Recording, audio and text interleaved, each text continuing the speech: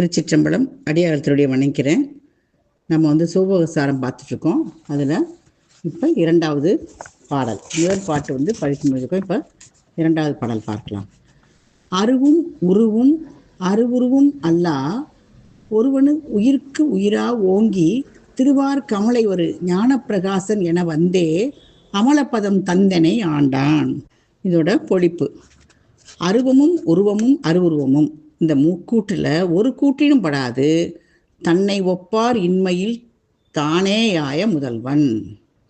மூணுமே இல்லாமல், தன்னை ஒப்பார் இல்லாமல் தானே இருக்கிற முதல்வன் முன்னெல்லாம் என் உயிர்க்கு உயிராய் என் உன்னின்று உணர்த்தி வந்து, என் உயிருக்கு உயிராயிருந்து எங்கள் உள்ளிருந்து உணர்த்தி இப்போ திருவாரின் கண்ணுள்ள ஞானப்பிரகாசன் என்னும் ஆசான் மூர்த்தியாக எழுந்தருளி வந்து, இறைவன் தான் குருவே சிவம் என கூறினான் நந்தின்னு வரும். அது மாதிரி அந்த ஞானப்பிரகாசன்ற ஆசான மூர்த்தியாக வந்து ஞான உருவமான தன் திருவடிகளை எனக்கு நிழலாக தந்து ஆண்டு கொண்டு அருளினான் அப்படின்னு சொல்கிறாரு. என்னன்னா, இப்போ அருவம்னா அந்த புலனாகாத வடிவமே இல்லாத, ஒன்றுமே இல்லாதது தான் அருவம். உருவம்னா கட்புலன், அந்த புலன்களோட கூடிய வடிவு. புலன்கள் இல்லாத வடிவு தான் அருவம். உருவம்னா புலன்கள் உடையது. அருவுருவம்னா ஒரு வழியாக பார்த்தா புலன் ஆகுது, ஒரு வழியாக பார்த்தா புலனாக மாட்டேங்குது. அந்த மாதிரி இருந்தால் தான் அருவுருவம். அதாவது காற்றும் வானமும் இந்த பூதங்கள் எல்லாம், மனம் முதலிய கருவிகள் எல்லாம் அருவம்தான். ஆனால் நீர் நிலன் அந்த பூதங்களும் குடம் ஆடை இதெல்லாம் உருவம். அப்போ தீயாகிய பூதமும் திங்கள் முதலிய பொருட்களும் அருவுருவ பொருட்கள். தீனா அதுக்கு ஒரு வாரி பார்த்தா அது இருக்குது, ஆனால் அதுக்கு வடிவம் தெளிவான உருவம் கிடையாது. அந்த மாதிரி திங்கள் முதலிய பொருட்களும் அருவுருவ பொருட்கள். இப்போ வெந்நீரின் கண் நின்ற தீயும் பிறைத்திங்களும் நம்மளுக்கு புலனாகாது இல்லையா? வெந்நீரில் நீரில் இருக்கிற தீ நம்மளுக்கு கண்ணுக்கு தெரியாது. அதுபோல் பிறைத்திங்களும் நம்மளுடைய கண்ணுக்கு புலனாகாது. அதுபோல் விறகின் கண் எரியிற தீயும் தலைவன் நாட்டிங்கள் கற்பலனாதல் நம்ம அறியணும். அது எப்படின்னா, விறகுல தீ எரிஞ்சால் நம்ம அதை பார்க்குறோம், அது கற்பலன் ஆதல் உடையது அப்படின்னு சொல்லி தெரிஞ்சுக்கணும். அப்போ சடப்பொருள்லாம் அருவம் அப்படிங்கிறது ஒரு வாராக ஒன்றாவனவன்றி பிரிதின்மையின், அது வேற ஒன்றும் இல்லாது. முதல்வன் அவற்றில் ஒன்றாகாத சித்துப்பொருள். அப்போ சடப்பொருள் எல்லாமே அருவமாக இருக்குது. இந்த முக்கூற்றில் ஒன்றாவன் யார்? அந்த அருவமாகவும் அருவுருவமாகவும் உருவமாகவும் இருக்கின்றவன், அதில் ஒன்றானவன். அதில் ஒன்றாகாத சித்துப்பொருள் யார்? இறைவன், முதல்வன். அருவும் உருவும் அருவுருவும் அல்லா அப்படிங்கிறத அந்த அர்த்தத்தில் வருது. உயிர்கள் என்ன செய்து சித்து பொருளாக இருந்தாலும் அதை சடத்தை பற்றி நின்று அந்த சடமான் தன்மையுடைய தூள சித்து எது? உயிர்கள் என்ன செய்து அதுக்கு சித்து பொருள் தான். ஆனால் என்ன செய்து சடத்தை பற்றி கொண்டு அது சார்ந்த மண்ணா தானே ஆகும். அதனால சடமான் தன்மையுடைய தூள சித்தான முதல்வனுடைய அவற்றுள்ளும் ஒன்றாகாத சூக்கும சித்து என்பார். அப்போ அந்த தூள சித்தா இருக்கிற முதல்வன் அவருடைய அதுக்குள்ளேயும் ஒன்றா இருக்க மாட்டார், அதுலேயும் ஒன்று ஆகாத சூக்கும சித்து. உயிர் சித்து பொருள், அது தூள சித்து. முதல்வன் அதோட ஒன்றாகாத சூக்கும சித்து. அப்போ ஒருவன் என்றும் தான் சூக்கும சித்தா இருக்கிறதுனால இந்த தூள சித்தாகிய உயிருக்கு என்ன செய்ய முடியும்?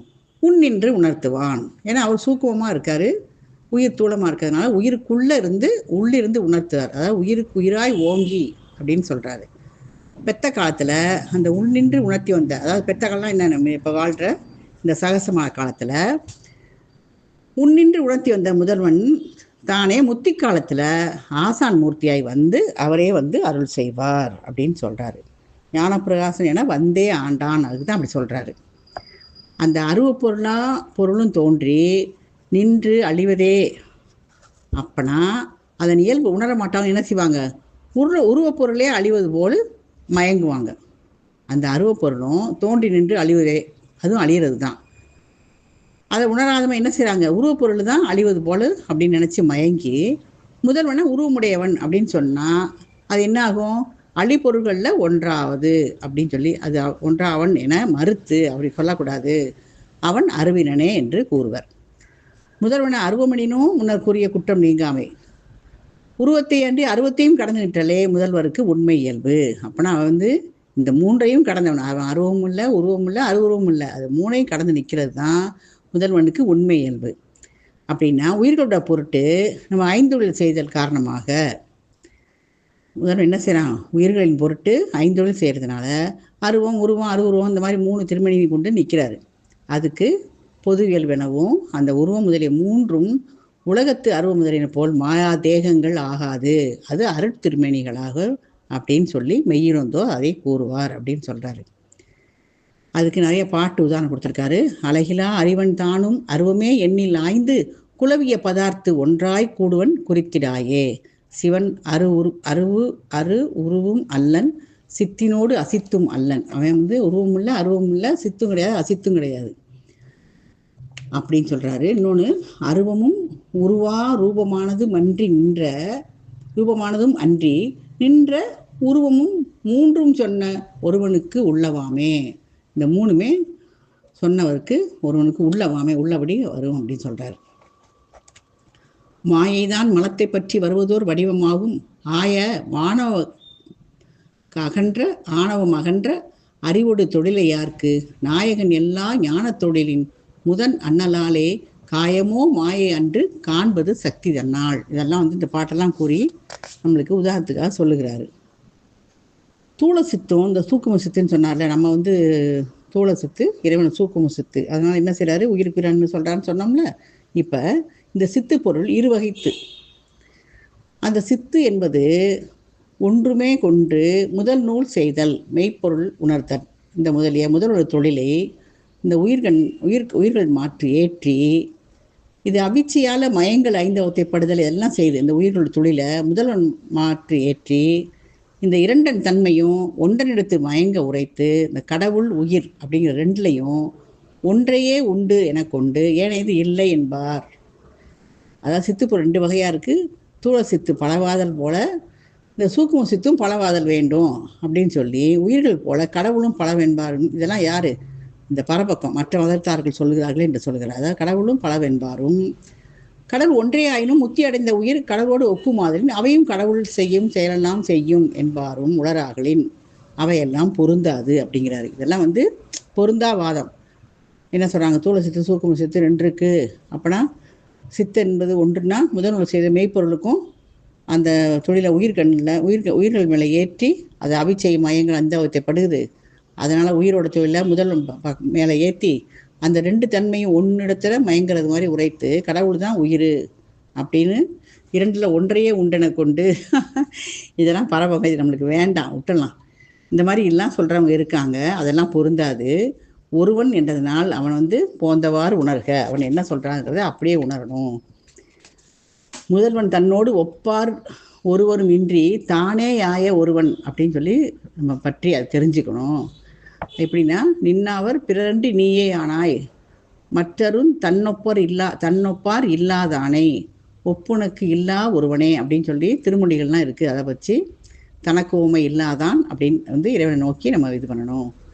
உயிரா ஓங்குதற்கு இயை உணர்த்துவார் முதல்வன் இயல்பை இங்கே நம்ம வகுத்தோதுகிறார். எப்படின்னா, நிறைய அந்த இதுதான் சொல்கிறார். விளம்பிய உள்ளத்து மெய்வாய் கண் மூக்கு அளந்தறிந்து அறியா வாங்க அவை போல தாந்தம் உணர்வின் தமிழருள் அப்படின்னு சொல்கிறாரு. இந்த மாதிரி நிறைய பாட்டு கூடியிருக்காரு. கமலை என்பது திருவார் கமலைங்கிறது வாழா பெயரா என்றது உணர்குண குனியுமாகி. ஞானப்பிரகாசன் இதெல்லாம் இது பண்ணிடலாம், ஸ்கிப் பண்ணிடலாம். ஞானப்பிரகாசன் என்ற ஆகற்பாலது செய்ய நோக்கி அவ்வாறு ஆகாது ஆரியமே. அதாவது என்ன சொல்கிறாருன்னா, அமலம் என்பது முதல்வர் தனது ஞானம் கிரியை 2டையுமே 2 திருவடிகளாக வச்சுருக்காரு. இறைவனுடைய ஞானமும் கிரியையும் 2மே திருவடிகளாக இருக்கிறது. அந்த ஆசான் மூர்த்தியாய் அருள் செய்யும் வழி ஆன்மாவுடைய ஞான கிரியைகளை தனது ஞான கிரியைகளின் வழியை வாக்குவது பொருட்டு என்ன செய்கிறாரு, திருவடிகளை 2டையும் மாணாக்கிறது சென்னி மேல் சூட்டி அருளுகிறார். அதுதான் திருவடி தீட்சி. எதனால் வைக்கிறாரு, அவருடைய ஞான கிரியை 2டையும் திருவடிகளாக வச்சிருந்து ஆன்மாவுடைய ஞான கிரியைகளோட அந்த ஞான கிரியையை அதோடைய வழியில் ஆக்குவதற்காக அதை சென்னி மேல் சூட்டி அருளுகிறார். அதான் அமலபதம் தந்தனை ஆண்டான் அப்படின்னு சொல்கிறாரு. இதனால் என்ன ஆகுன்னா, அருளாசிரியர் செயலில் பயின்று வர மாதிரி இறைவன் திருவடிகளை தன் சென்னி மேற்கோடல் அப்படின்னு சொல்கிறாங்க. ஞானக்கிரியைக்கும் அவனோட ஞானக்கிரியையும் வியாபகமாக வச்சு அடங்கி நிற்றல் என்னும் குறுப்பு மொழியாலையும் உணரணும். பொல்லார் இணைமலர் நல்லார் புனைவரே அப்படின்னு வர வச்சு நம்ம அதை புரிஞ்சிக்கலாம். அதுபோல் முத்தி நிலையில் இறைவன் திருவடி நிழல் என்றும் அந்த நிலைக்கண்ணு ஆன்மாவின் ஞானக்கிரியைகள் இறைவனுடைய ஞானக்கிரியின் வியாபகத்தில் வியாபியமாய் அடங்கி நிற்கணும். அதனால் இன்பம் விளைதலும் பற்றியதாயிற்று அப்படின்னு சொல்கிறாரு. ஆசான் மூர்த்தி தான் மாணாக்கருக்கு பாசத்தை அறுத்து ஞானத்தை உணர்த்தலே அன்றி சிவானந்தத்தை அழுத்தனும் வேண்டும். அதாவது வெறும் பாசத்தை அறுத்து ஞானத்தை உணர்த்த மட்டும் பத்தாது, சிவானந்தத்தையும் அழுத்தணும். அதனால் ஏனை நோக்க முதலின பாசத்தை அறுத்ததற்கும் இந்த மொழியும் நூலும் ஞானத்தை உணர்த்துவதற்கும் திருவடி சூட்டலா ஒன்றே அது உரியதாகும் அப்படின்னு சொல்கிறாரு. அதாவது மாணாக்கர்களுக்கு பாசத்தை அறுத்து ஞானத்தை உணர்த்தணும், சிவானந்தத்தை அழுத்தணும்னா அது நோக்கம் எப்படி இருக்கணும்? பாசத்தை அறுத்ததற்கும் மொழியும் நூலும் ஞானத்தை உணர்த்ததற்கு திருவடி சூட்டலும் தான் அதுக்குரிய பலனை கொடுக்கும். அது இன்றியமையாது ஆயிற்று. அப்போ நூலும் மொழியும் இதெல்லாம் பாடம்லாம் படித்தா என்ன ஆகும்? பாசம் மட்டும்தான் நீங்கும். ஞானத்தை உணர்த்துறதுக்கு யார் வரணும்? திருவடியை சூட்டுறதுக்கு இறைவன் தான் வரணும். அது இன்றியமையாது ஆயிற்று. அந்த பரகதி அதுவும் தந்து பாத பங்கையும் சூட்டும் அப்படின்னு சொல்கிறாங்க. அதுக்கு தான் அது ஞானத்தை அப்படின்னு சொல்கிறது வந்து மாபாடிய உரையில் இருக்கான். அது மாதிரி இந்த மாதிரி தீக்கைகள் பலவற்றிலும் திருவடி சூற்று தான் சிறந்த தீக்கை அப்படின்னு சொல்கிறாங்க.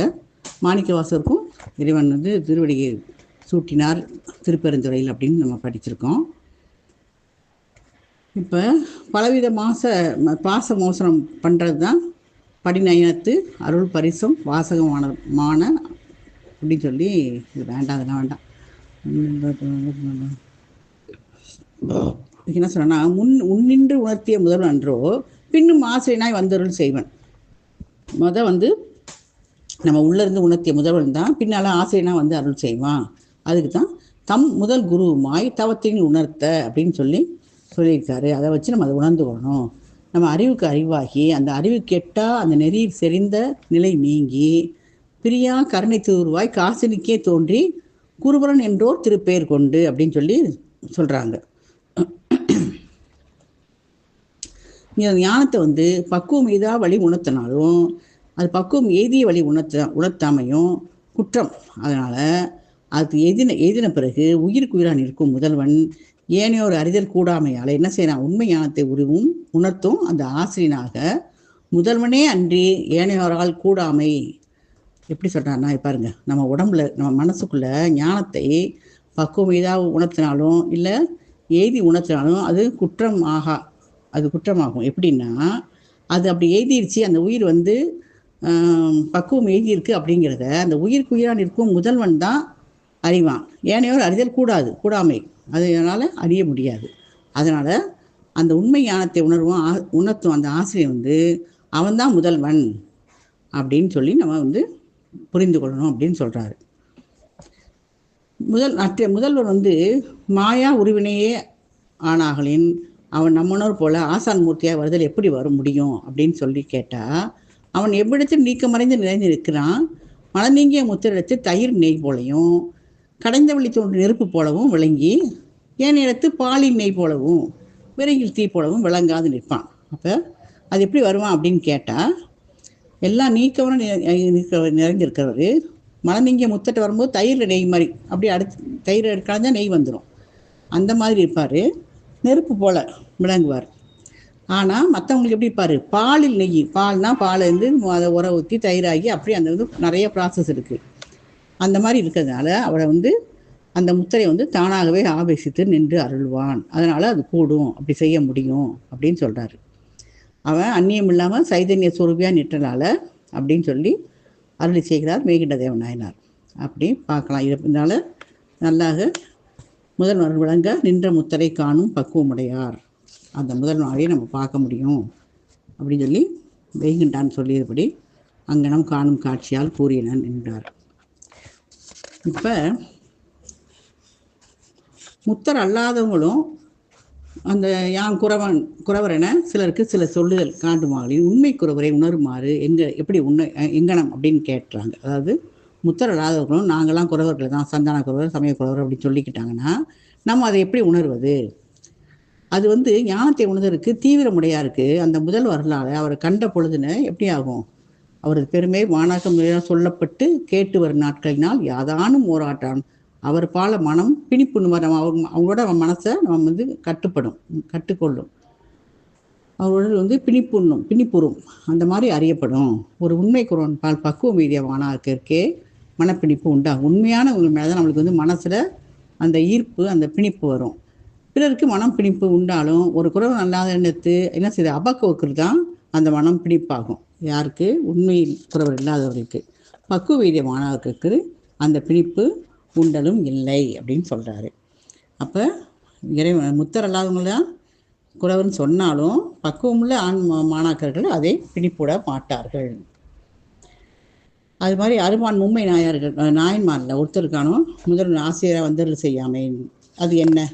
ஒருத்தர் கூட வந்து அவர் வந்து முதல்ல வந்து ஆசிரியராக வந்து அருள் செய்யாமை என்னை ஏன் செய்யலை அப்படின்னு கேட்டால், உயிர்களுக்கு முதல்வன் ஞானத்தை உணர்த்தும் முறைமை தான் முன்னின்று உணர்த்தல் ஆசானை பற்றின உணர்த்தல் 3 வகையாக இருக்கும். அதில் முன்னே 2 நிராதார தீக்கை, பின்ன இது சாதார தீக்கை. அதாவது முதல் 2 ஆசான் மூர்த்தியை பற்றி உணர்த்தது வந்து சாதாரண தீக்கை. இந்த உணர்த்து முறையால் இந்த 3ஐயும் என்ன செய்து உயிர் பந்தத்தின் மூவையோடு வேறுபாடு பற்றி. அந்த 3 வகை வேறுபாடு என்ன? ஆணவ மலம் 1, ஆணவம் கண்மம் இருமலம், ஆணவம் கண்மை மாயங்கிற முன்மலம். அதாவது விஞ்ஞான கலர், பிரளயா கலர், சகலர். இப்போ இந்த விஞ்ஞான கலர் ஆணவ மலம் 1 தான் இருக்கும். அதுவும் மெலிதாக இருக்கும், வாசனாமலம் அளவில் தான் இருக்கும். அப்போ அந்த முதல்வன் ஞானத்தை முன்னின்று உணர்த்தினா உணர்வாங்க. பிரளயா கலர் என்ன செய்வாங்க? ஆணவத்தோடு கண்மம் இருக்கும். அது இடையானவங்களாம் இருப்பாங்க. அவங்களுக்கு முதல்வர் ஞானத்தை ஒரு கால் முன்னின்று உணர்த்தவே உணர்வார்கள். ஆனால் அந்த சகலர் வந்து மும்மலங்கள் உடையலாக இருக்கிறதுனால, ஆணவ மலம் மலிதாய் பற்றி இருக்கிறதுனால அவங்களுக்கு முதல்ல என்ன செய்வார்? வெறுவகையாகவும் இல்லாமல் ஆசான் மூர்த்தியாய் வந்து நோக்கம் பரிசம் எல்லாத்தையும் வச்சு பாசத்தை அரித்து ஞானத்தை கேட்பிரித்து உடன் உறைந்து சிந்திப்பித்து தெளிவித்து நிட்டை குடுவித்து அப்புறம் அந்த நிட்டையில் பயில்வித்து உணர்த்த அந்த முறையாலே உணர்ந்து பயன்பெறுவார்கள். நம்ம எத்தனை இதை கடக்க வேண்டியிருக்கு பாருங்கள். அதாவது ஆணவமலம் வலிதாக இருக்கிறதுனால முதல் வந்து இந்த 2 வகையாகவும் இல்லாமல், அதை உள்ளின்று உணர்த்தாமையும் முன்னின்று உணர்த்தாமையும் ஆசான் மூர்த்தியாக வந்து நோக்கத்தாலையும் பரிசத்தாலையும் செய்கைகளாலையும் பாசத்தை அறுத்து நம்மளை ஞானத்தை கேட்பித்து உடன் உறைந்து சிந்திப்பித்தா சிந்திக்க வைத்து தெளிவித்து நிட்டை குடுவித்து அந்த நிட்டையில் பயில்வித்து உணர்த்த அந்த முறையாலேயே உடனே நம்ம பயன்பெறுவோம். இந்த இனி சகலருள்ளும் முற்சை தவ விசேடத்தால் தான் முதல்வனையே நம்ம உயிர் முனிவனாக அறிந்து அவன் பணியாக கொண்டு ஒழுகும் அந்த பேரன்பும், அப்புறம் பக்குவ விசேடத்தினால பிரளயா கலர் விஞ்ஞான கலர்லாம் அதோடு ஒப்படைறதுனால அவங்களையும் முதல்வன் முன்னின்று உணர்த்தி முன்னின்று அருள் செய்து முத்தியில் சேர்ப்பான்.